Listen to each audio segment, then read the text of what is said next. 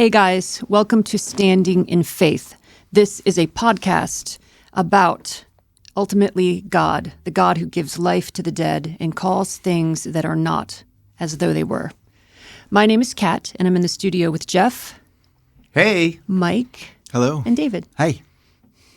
So I wanted to kind of break in here. Today's topic is going to be addictions.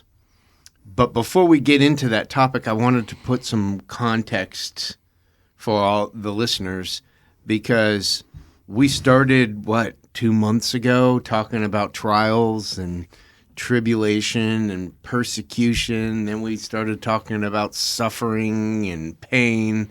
We've been in some deep stuff, which is part of a maturity model that we're talking about, which is based off of the scriptural idea of life, death, and resurrection, which we've outlined for you. So if you've missed that episode, it would be good to go back and review Valley of the Shadow, because that's where we've been kind of, for the last 2 months, reviewing some of the things that happen in the Valley of the Shadow.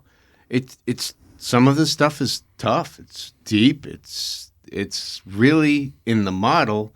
It's death to some of these things that are not necessary for us to continue to carry.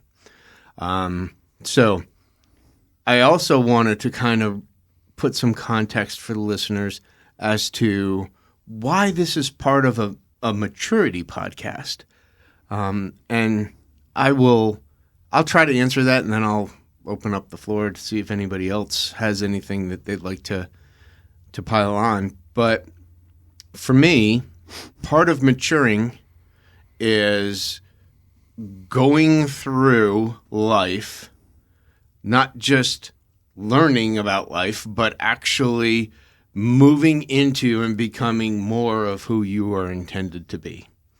And one of the things that I think is kind of powerful is what happens when we're going through tests and trials and tribulations and pains and sufferings and persecution, right? A lot of times the stuff for me personally that bubbles up, it's not good. It's not mature. It tends to be selfish and self-focused, and right, and that's kind of, to me, where, and we went through this early on in this series, we kind of talked through the solution, right? How do we deal with some of this stuff that does come up that we recognize, ooh, yikes, not good, right? Who do we see we are with our own identity? Who do we see God as his identity? And how do we grow in that? And I think a lot of times some of the stuff that happens down here in the Valley of the Shadow is the most powerful stuff to help us grow up. So that's kind of a quick recap. I'll open it up. I mean, anybody else have anything that they'd like to say about what happens with all this stuff is for maturing? Well, I think that a lot of times when we go through, the different scenarios of stuff we're talking about are things that you may be dealing with in order to get set free from whatever it is, whether it's depression or suicidal thoughts or the whole, the stuff that we've talked about is getting set free so that you can move more freely in and with God. I think one of the things, too, is that these things can be blocks to helping us really become intimate with Jesus. Yeah. And if we don't develop that intimacy with Him, then when the crisis comes, we'll fold. Mm-hmm. We won't be able to go through the crisis because we haven't learned how to walk with Him. That's why in the Valley of the Shadow of Death, Thou art with me. And I think it's in that dark places and all of these that we wrestle with is learning to walk with Him. And that's huge maturity, is learning to walk with Him. And so I think that's why all of these different things are vital and important for us to think about. I remember a misconception I had. It was really just a lie. I thought I could do my sin and it wouldn't separate me from God. Which breaks that intimacy. It was just like, oh, well, I'm not going to be like Adam and Eve. They hid. I'm just going to be boldly sinning and just still trying to be with God. And I found out real quick that that's not true. Yeah. And God doesn't separate himself from us by any means. We kind of separate ourselves by our sin. But it doesn't separate us. It doesn't like God leaves and goes over here and waits for us to get it straightened out. He's in us still. He's with us, but we grieve him by our sin, of course, and it puts that into a bad state.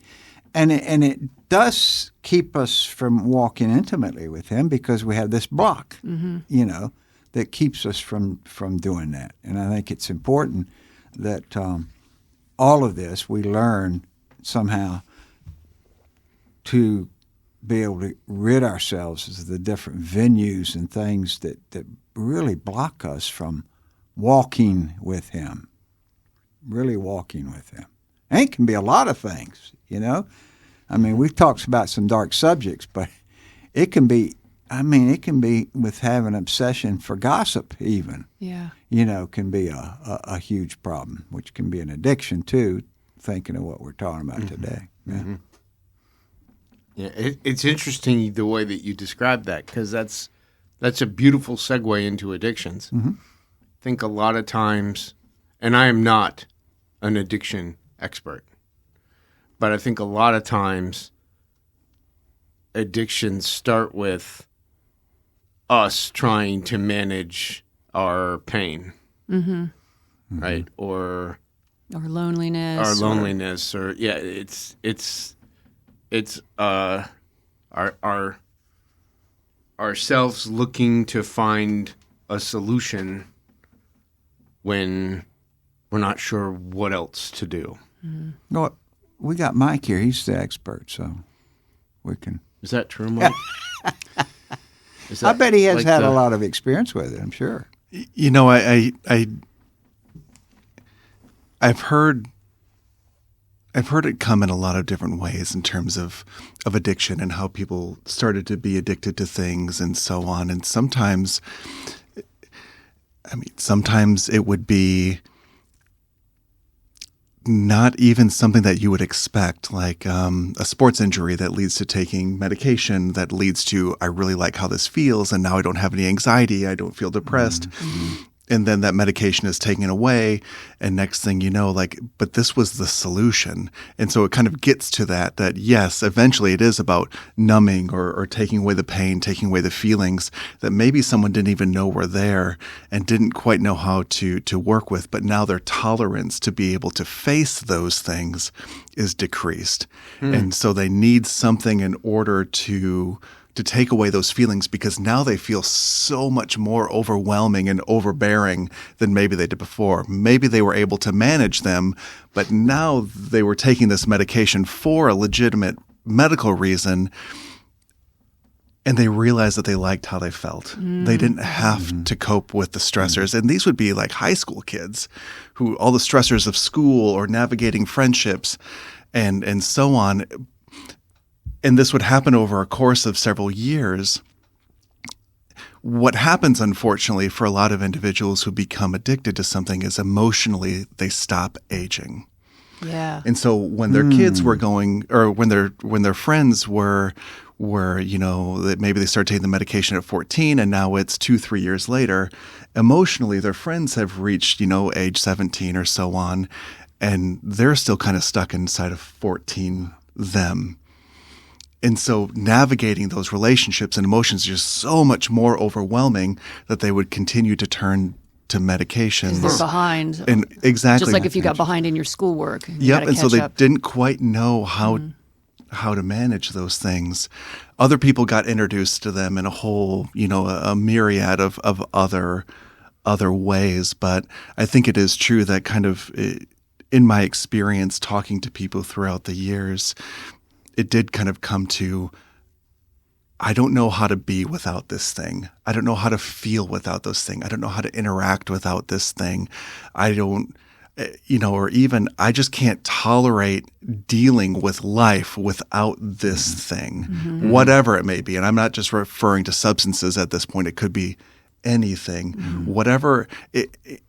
And for a lot of people, it was seeking a value as well. Like, if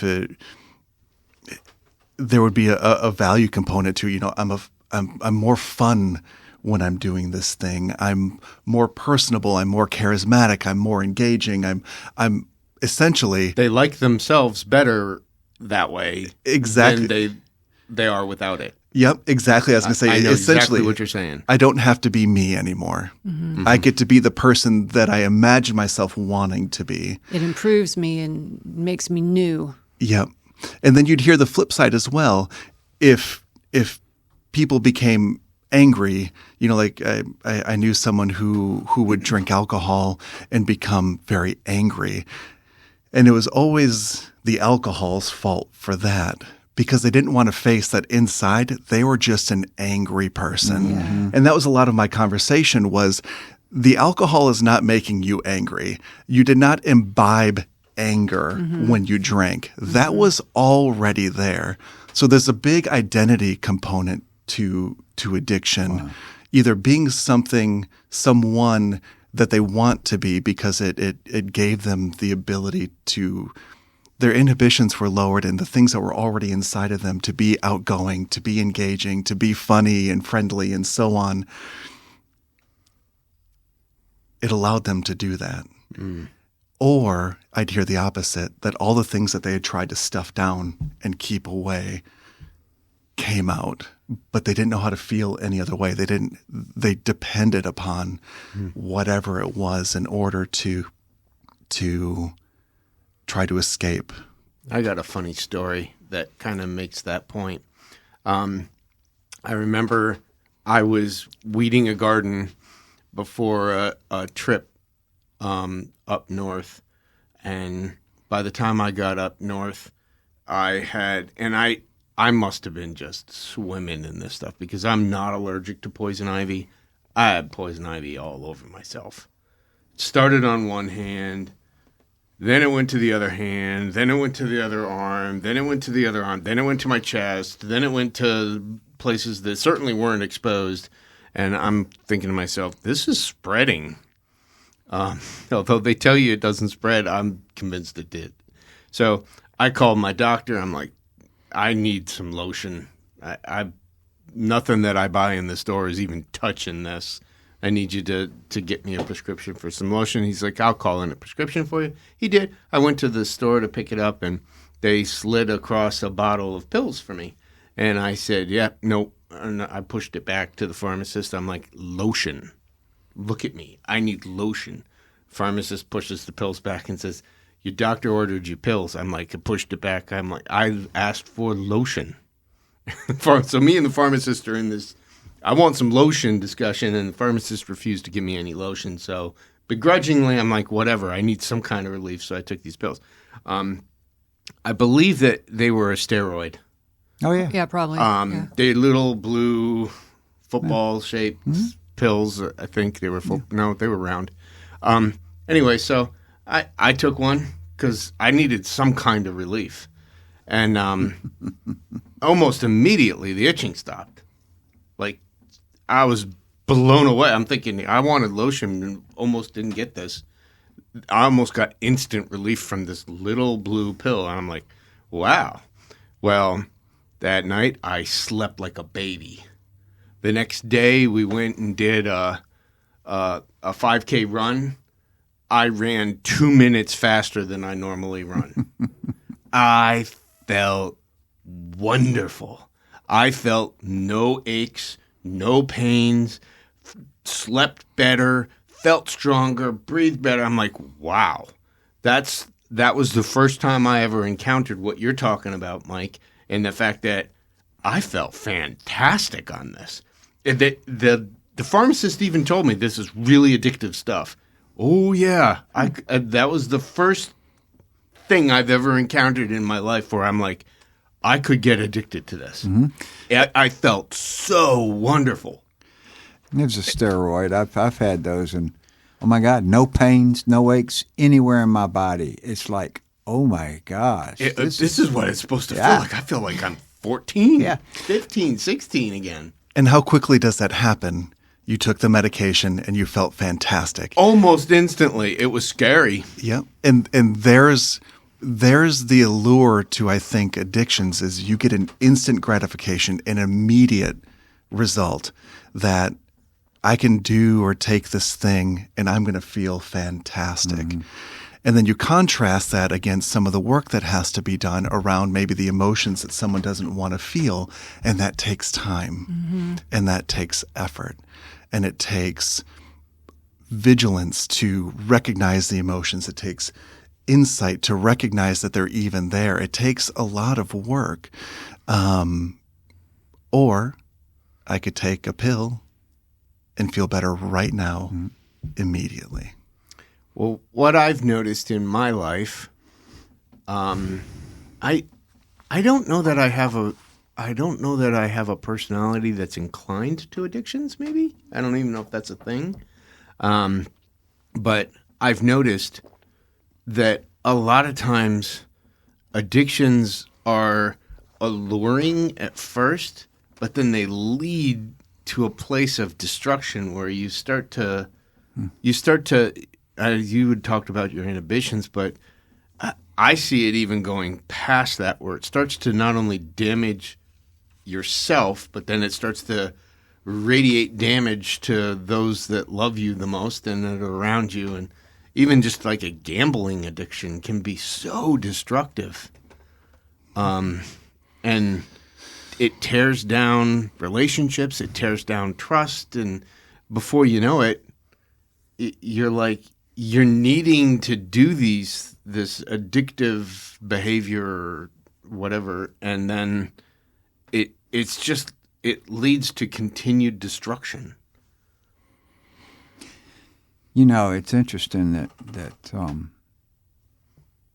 I think there are people who have a propensity to some addictions. I mean, there's some people that they say that like they take one drink of alcohol and they're genetically predisposed to it. And I've seen people like that. They would boom, that was it. They were hooked. Mm-hmm. Matter of fact, I had a girl one time told me she had no desire to ever smoke a cigarette or anything. She was at a party one night. They'd been drinking and somebody gave her a cigarette. As soon as she inhaled, most time people inhale and they're coughing, they're carrying on. As soon as she inhaled, she was totally addicted. I mean, she was a chain smoker too. I mean, and she tried to quit so many times. But that, that was the difference in that, whereas somebody else, they smoke for a long time, they finally just quit, and they don't ever want another cigarette or something. So there probably is. But I was thinking, I want to go back, I was thinking some of the stuff that Mike talked about feeling good about yourself or it may causing you in some way to, I don't know what you said, basically, to feel like you're something in all of this, mm-hmm. right? So the pornography is very much one of those addictions. To me, it's one of the worst addictions there are. I mean, I've dealt with a lot of young men, older men, that have had the problem. And the problem is that sex is a natural thing that we do that's good because we procreate, we create children, it's a great thing in marriage, etc. Just like eating. Eating can be because we eat, mm-hmm. right? The problem gets into, a lot of people think that pornography has to do with sex, when in reality it goes back to what you said. It's really masking pain. It ultimately is masking some kind of pain. And that's how we've dealt with it many times. It's masking some pain that's there, some hurt, some whatever that's not been dealt with. Now, how they got into it may not have been there. But especially young men are some who try to feel, quote, better about themselves. Well, they've got this picture of someone that's making them feel better about themselves. Like, yeah, this is me, I'm in this picture. And so and then it just spirals, and then they're just hooked. So I think that in all of I mean, I can remember in high school being taught how bad marijuana was, and they would give these examples of you doing these things. I thought, oh wow, I wouldn't do that. I was in Vietnam 2 months, and this guy comes up, hands me a joint to smoke, and that was the beginning, because I was in war. I didn't care what bothered me. I mean, it's like we used to pick up the cigarette packs back in those days, and it said, "Caution: cigarette smoking may be hazardous for your health." Bullets flying over your head, bombs blowing. Are you kidding me? These sure aren't killing me, right? But I remember the feeling I had at that time was unbelievable. I'd never had any feeling like that in my life. Mm-hmm. And I don't want to glorify drugs. I never could get that feeling back as much as I tried, later on. But I was hooked.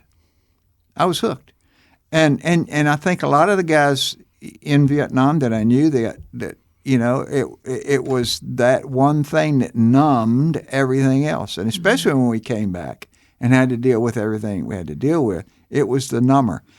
But it was destroying us, for sure. It was ultimately destroying your life. Mm-hmm. Yeah. Mm-hmm.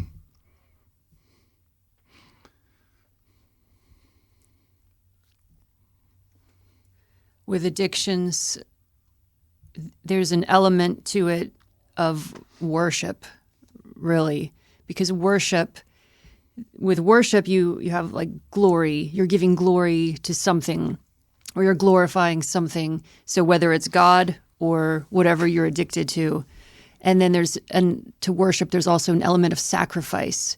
So you can see, like with God, we have like a sacrifice of praise. We sacrifice our time, our talents, our gifts, our money, or whatever. It's the same with addictions, too. There's a sacrifice, whether you sacrifice your family or your sleep or your money, relationships. And so it becomes really something we worship, which is idolatry. And the answer for that is the gospel, is to turn and get a new God. And the thing about addictions is they make you feel like you're different for a while, but it's God who really does give you a new heart. It's God who really does make you new. You are a new creation, whereas the addictions just mask whatever it is that needs to be cleaned out of you. But it's God who promises that He will clean those things out. He will clean your heart. He will give you a new heart. He'll put His Spirit in you. And so that loneliness or whatever that you're feeling, He will be with you. Whereas if it's a substance or an activity that you're addicted to, it doesn't, they're false promises. Well, I think that's the deception all along, and that's what it comes back to. It's a deception, a cloud, that this is going to be good. But Satan comes to kill, steal, and to destroy. And ultimately, that kind of worship will destroy you as opposed to God brings life. Yeah. Now, one of the things, I was, saved back in the Jesus Revolution, and I was a freak for Christ, or whatever we called ourselves back in those days. But one of the things we used to do, we'd tell people, yeah, you need to get off drugs and get high on Jesus. It was the worst thing you could have told someone. Because they did. They turned their lives over to Jesus, and it was like, wow. Mm-hmm. But then the valley of the shadows would come. Mm-hmm. And they didn't know how to deal with it because nobody was discipling them. They just brought them into the kingdom, gave them this great joy that they experienced with Jesus, and then, boom. But they didn't have a root. No, and so what did they do? They went back to that idol that made them feel good. Did they lose their salvation? I don't think so. But in the process, what they did lose, they lost the ability to really walk with and truly come into a relationship with God that wasn't based on just this exhilarated feeling or this feeling that masked something. They needed their pain dealt with in some way or other, but nobody gave that to them. Nobody ministered that to them. The ones that actually got that kind of ministry, yeah, they turned out great. But I do remember that. I remember testimonies of people that talked about how I was told to get high, get high on Jesus and get off my drugs, and I did. And then the high went away, and I went back to the drugs, Of course, later on, something took place, and they finally came into a good thing. That's how I heard their testimony. But I thought how amazing that was, because I can remember saying it myself, and how that can be deceptive in a way, because it's not about getting high on God, because you can go through a lot of stuff. Many of you listening know what we're talking about, is that even with Jesus, you can go through stuff, and you're going to go through stuff. Why have we talked all about this stuff for months, you know? And I think that's that an addiction tries to say you don't have to deal with the valley. You don't have to deal with the valley. You don't have to feel the valley. You don't have to experience the valley. We can numb you to the valley. Yeah. Jesus says, I will walk with you through the valley. A substance is temporary. You don't have to see the valley for a little bit of time, but you're going to see the valley. Jesus allows us to be in the valley with him and to go through it and to come out on the other side. And like you read, Kat, he is always with us. He is in us. And it becomes an identity then that we are in Christ. He is in us, and he'll never leave us. Does that mean that we don't experience the valley? Of course not. We're going to experience the valley, but he's never going to leave our side. And it's never going to be temporary. It's permanent. It's who we are in him. It's ironic. This thought just popped into my head. It's ironic that it's in the valley that we're looking to have addictions solve the problem, and they entrap us there. Yeah.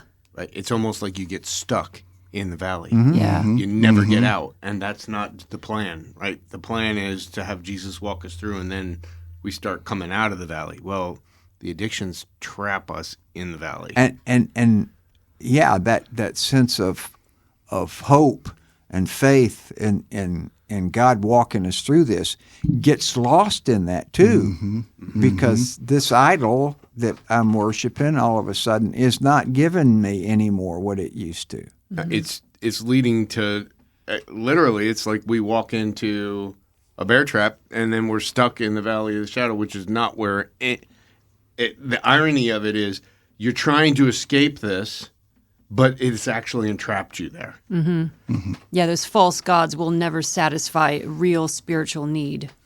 So the other thing that's been kind of rumbling inside me is a lot of times I think we as humans want to create an addiction scale, right? Oh, if you're addicted to alcohol, that's really bad, right? Oh, if you're addicted to food, that's not so bad, right? If you're addicted to cigarettes, maybe medium. If you're addicted to, fill in the addiction of choice, we put it on a scale, right? And we say, oh, these were bad addictions. You don't want to have bad addictions. But these other addictions, okay. Those are socially acceptable addictions. In which case, in my personal opinion, they're all bear traps that trap you in the valley. No matter where they fall on that scale, they're still entrapments. Yeah, and I think a lot of it too, though, is when we look at that. I know I've been to AA meetings before, and back when they could smoke in the meetings, I mean, you couldn't breathe because it was so thick. Because they basically had stopped drinking, but boy, they were putting the cigarettes down, It was just a different addiction. And the coffee, tons of that. Well, you know, coffee addictions, that doesn't really count. I know right? it doesn't. Would you like another cup? Yes, I would, please. The thing about it is while I agree there seem to be in society gradations in those areas. Yeah, smoking will can ultimately kill you. You know, lung cancer, whatever, or throat cancer, all kinds of different cancers. The difference, I think, though, is with drugs, alcohol, even pornography, those can destroy families. It can destroy relationships, etc. So does food, though, and gambling. Well, they there all you go. ultimately lead to destruction. There you what go. My point is. I was just trying to protect those people out there smoke cigarettes. That's all. Okay. I'm just But no, they all do create it. I mean, if people may not realize it, but C.S. Lewis was a chain smoker. You know? Yeah. Amazingly brilliant, powerfully spiritual, deeply spiritual man. And he chain smoked, you know? Of course, back in those days, too, smoking was socially acceptable. People smoked everywhere. I mean, you know, no matter what it was. Until then, of course, when they started seeing what it did to you, that changed a lot. But I've seen people try to quit smoking, and that'll tell you with just how powerful that the drug can be is when they try to quit, and just how much it may have caught you up. I kind of like what Mike said because I think in a lot of ways it does kind of go back to an identity thing, right? And and at the same time it's trying to, I don't want to say self-medicate because that, right? But I mean, bulimia is a horrible thing. It almost acts like an addiction, right? You get addicted to stuffing food in, and then you're up in it, and it's horribly destructive. But that's just food. It's to what you said earlier, David. It's just we all need to eat food. It's part of living. We need that. But when it goes to a misuse of it, yeah, I mean it's like anorexic people who fight with anorexia. They look in the mirror and they can be frail bone and skin, but they see themselves as huge. And so they keep, you know, it's that cloud of deception. Satan trying to kill, to steal, to destroy you however he can because he hates us. We're made in the image of God. And that's all humanity. It doesn't make any difference whether you're a believer or not. That's what he wants to do, destroy us. Yeah. I've got a special mirror at my house. It makes me look thin. Mine makes me look like my grandfather.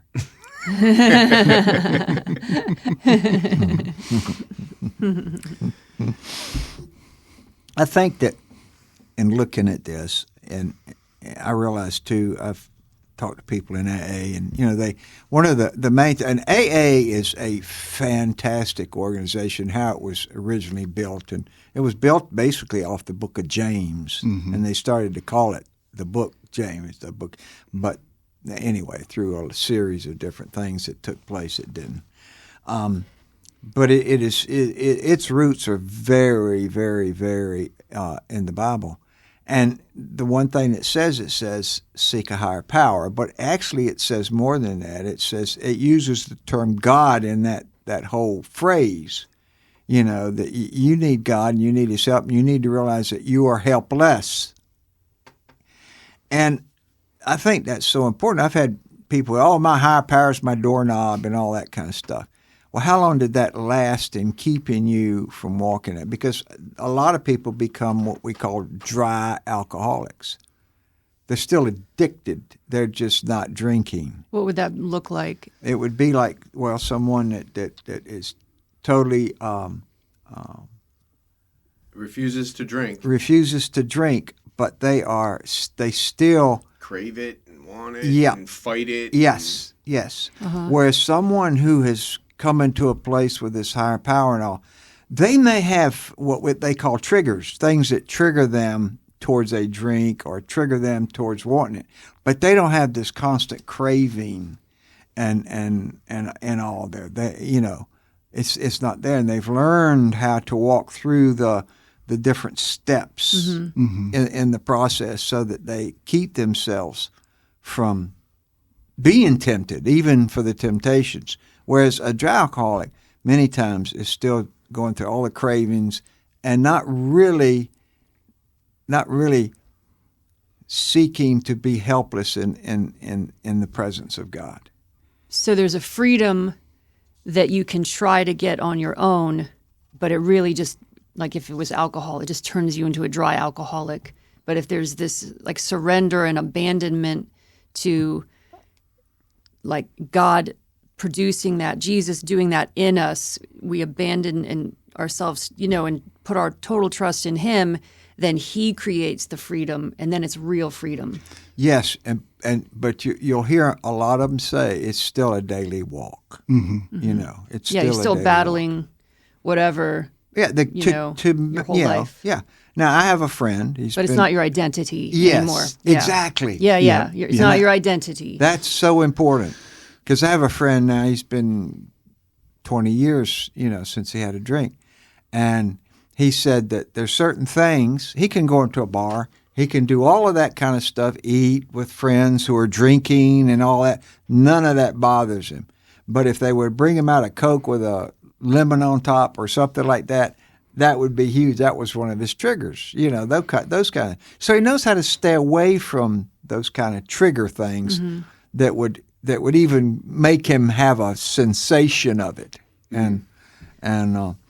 But it comes down to the good news that He can set us free. And still I've known people that have gone back, that have walked the walk with Jesus and all, and then some crisis happens in their life, and boom, right back in. Right, because I don't think they've truly walked through the mature steps in order to be able to overcome when it happens. That's why I wanted to jump in there and say that, yeah, I do think Jesus is the answer, but I would also say, to kind of what David said, I think being around others that can mentor you and speak life to you and keep you accountable, and especially those who have walked the journey already, right? That's huge.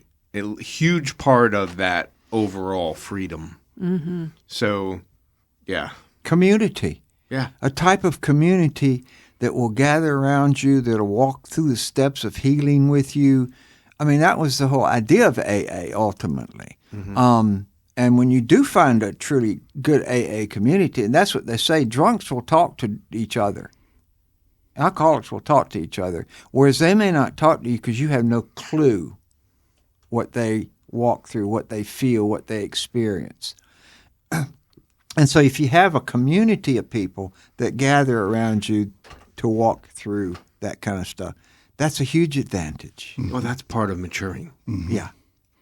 Yeah, because there's a lot more to it than just getting sober and just kind of stopping the use. I mean, I have known so many people who have to actually grieve the loss of whatever the addiction was, because they would describe it as being like their best friend. Wow, yeah. It was the thing that was always there for them, no matter what. It never judged them. It never spoke back to them. It never condemned them, nothing.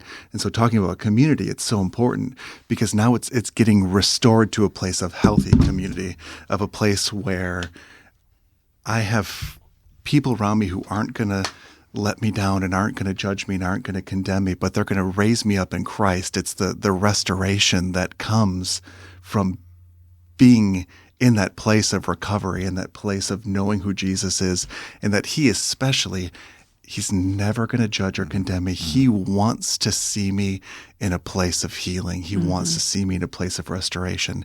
He does not want me to feel alone, because I'm not. In Him, I'm not. No one is. Well, I know that when they begin to describe alcoholism as a disease, it changed the overall community to not look at it in such a judgmental way. Because even the church looked down, oh, you're an alcoholic, you're a drunk. Come on. What are you doing about your gossip? Or what are you do? I mean, there's a huge range of different things that people get caught up in that can be sinful.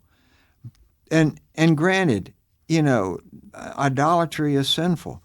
But breaking out of it takes people who are willing to walk with you but not judge you, like you said. But empathize with you and grant you grace to walk that walk. Someone who will proclaim freedom to you. Jesus came to proclaim freedom to the captives. Yeah.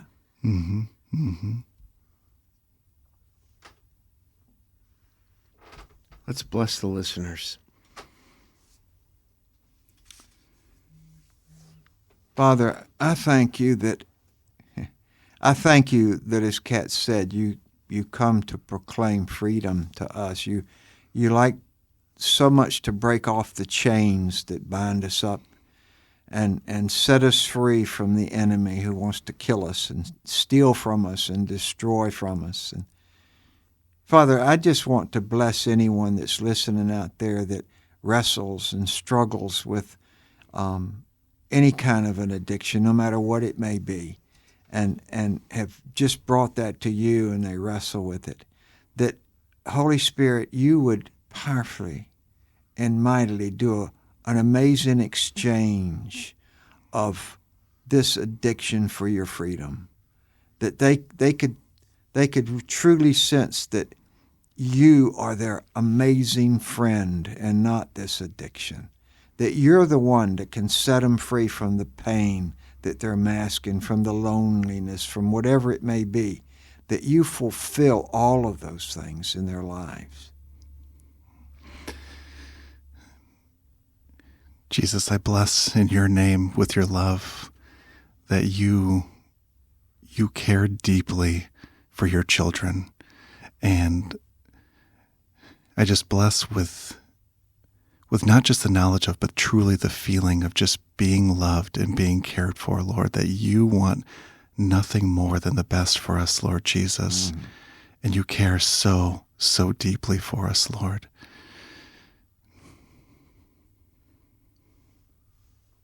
Thank you for your love and your kindness, God.